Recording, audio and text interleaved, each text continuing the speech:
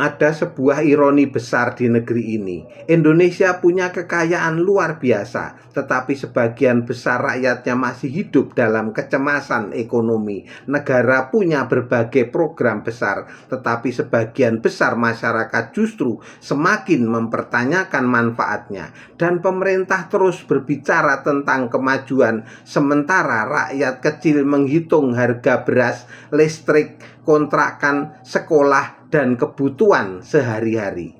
Lalu di mana masalahnya?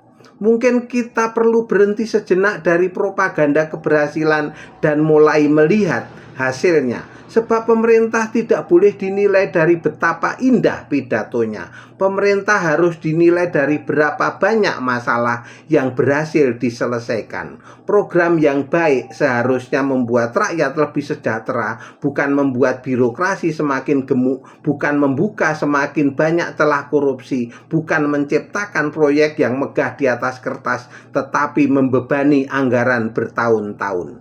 Dan utang bisa menjadi alat pembangunan, tetapi kalau terus bertambah tanpa peningkatan produktivitas dan kemampuan membayar yang sehat, maka generasi berikutnya akan menerima warisan yang sangat menarik.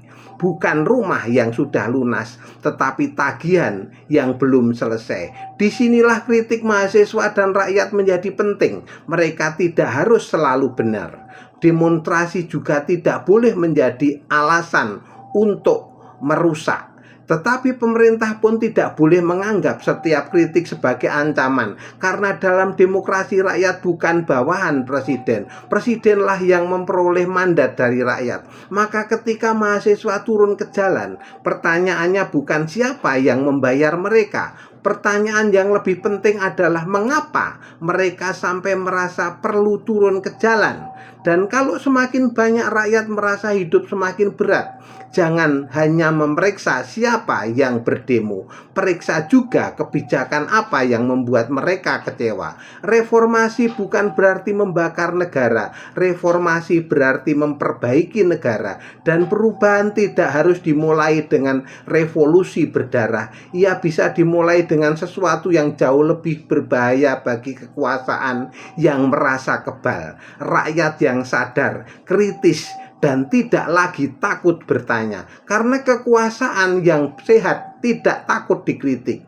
Yang takut dikritik biasanya justru kekuasaan yang lupa siapa sebenarnya pemilik mandatnya.